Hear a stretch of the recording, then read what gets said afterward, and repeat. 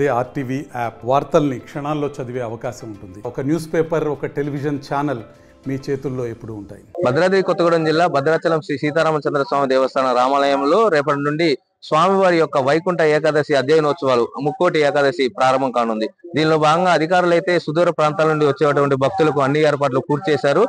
వేల సంఖ్యలో వచ్చేటువంటి భక్తులకు రామాలయం అధికారులు 2 లక్షల లడ్డూలను ఇప్పటికే ఏర్పాటు చేస్తున్నట్లు మీడియాకి అయితే వివరించారు. అంతేకాకుండా సుదూర ప్రాంతాల నుండి వచ్చే భక్తులకు ఎటువంటి అవాంఛనీయ సంఘటనలు జరగకుండా జిల్లా కలెక్టర్ జితేష్ వి పాటిల్ ఇప్పటికే భద్రాచలంలో మకామేసి అన్ని ఏర్పాట్లను ఎప్పటికప్పుడు పర్యవేక్షిస్తున్నారు. భద్రాచలమే కాకుండా పక్కనే ఉన్నటువంటి రామాలయ అనుసంధాన పర్ణశాలలో కూడా తెప్పోత్సవం మరియు ఉత్తర ద్వార దర్శనాలు జరగనున్నాయి. కాబట్టి అక్కడ కూడా అధికారులు మంచి ఏర్పాట్లు చేస్తున్నారని చెప్పి కలెక్టర్ వారిని మెచ్చుకోవడం జరిగింది. నిన్న భద్రాచలం ఇచ్చేసినటువంటి కలెక్టర్ జితేష్ వి పాటిల్ భద్రాచలం గోదావరి కరకట్ట మరియు రామాలయాన్ని సందర్శించి వైకుంఠ ద్వార దర్శనం అంటే ఉత్తర ద్వార దర్శనం జరిగే వద్ద కూడా ఆయన పర్యవేక్షించి భక్తులకు మాత్రం ఎటువంటి అవాంఛనీయ సంఘటనలు జరగకుండా అధికారులు ఏర్పాటు అయితే పూర్తి చేయాలని, సుదూర ప్రాంతాల నుండి వచ్చే భక్తులకు బస చేయడానికి టెంట్లు అయితేనేమి, వారు పడుకోవడానికి టెంట్లు అయితేనేమి, అనంతరం మంచినీటి సదుపాయం కూడా, బాత్రూమ్లు కూడా ఎటువంటి ఇబ్బందులు లేకుండా వారికి ఎటువంటి అవాంఛనీయ సంఘటనలు తలెత్తకుండా అసౌకర్యాలు కలగకుండా అధికారులు ఏర్పాటు చేయాలని అధికారులు ఆదేశించారు.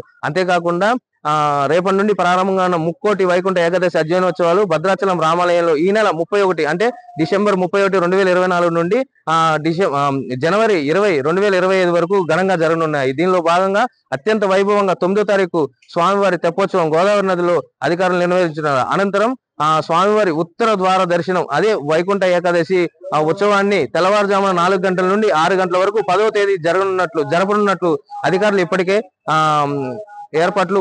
వాటి గురించి ఏర్పాట్లు పూర్తి చేయడం జరిగింది. భద్రాచలంలో ఇప్పటికైతే భక్తులు గత 3 రోజుల నుండి తండోపతండాలుగా స్వామివారి దర్శనానికి వరుస సెలవు దినాలు కావడంతో తరలి రావడం జరుగుతుంది. అధికారులు ఒక్కసారిగా భక్తులు వచ్చినా కూడా వారికి ఎటువంటి ప్రసాదాలు అందివ్వడంలో కానీ మంచినీళ్ళు ఇటువంటి సౌకర్యాలు అందించడంలో ఎటువంటి ఇబ్బందులు తలెత్తకుండా అధికారులు అయితే ఇప్పటికే పర్యవేక్షిస్తున్నారు. అంతేకాకుండా స్వామివారు రేపటి నుండి 9 రోజుల పాటు భక్తులకు వివిధ దర్శనాల్లో అలంకారాల్లో స్వామివారు దర్శనాలు ఇవ్వనున్నారు.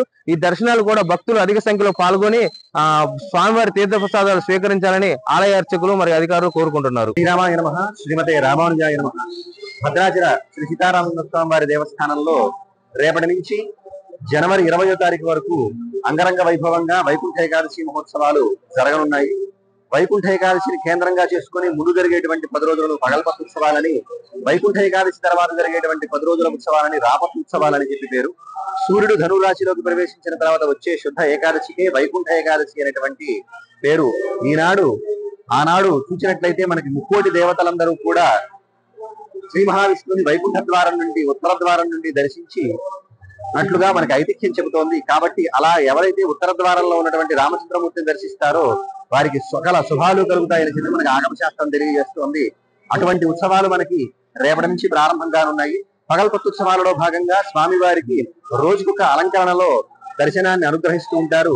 మనకి మత్స్యాది అవతారాలు ఏవైతే ఉన్నాయో దశావతారాలలో స్వామివారిని 31వ తారీఖు నుంచి 8వ తారీఖు వరకు కూడా అలంకరించడం జరుగుతుంది. రోజుకొక అవతారంలో 9వ తారీఖు పవిత్ర గోదావరి తీరంలో స్వామివారి యొక్క తెప్పోత్సవము, అలాగే 9వ తారీఖు వచ్చేసి మనకి వైకుంఠ ద్వార దర్శనము మొదలైనటువంటి కార్యక్రమాలన్నీ కూడా జరుగుతున్నాయి. వాటికి కావాల్సినటువంటి ఏర్పాట్లన్నింటినీ కూడా దేవస్థానం వారు చాలా గొప్పగా చేయడం జరిగింది.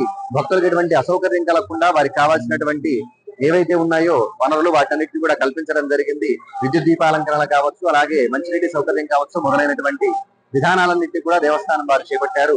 భక్తజనులందరూ కూడా జరిగేటువంటి వైకుంఠ ఏకాదశి ఉత్సవాలలో పాల్గొని స్వామివారి కృపకు పాత్రలు కావాల్సిందిగా కోరుతూ జై శ్రీరామ్. మరిన్ని వీడియోస్ కోసం ఛానల్ ని సబ్స్క్రైబ్ చేయండి. లేటెస్ట్ అప్డేట్స్ కోసం వాట్సాప్ ఛానల్ ని ఫాలో అవ్వండి. ఆ లింక్ డిస్క్రిప్షన్ లో ఉంది.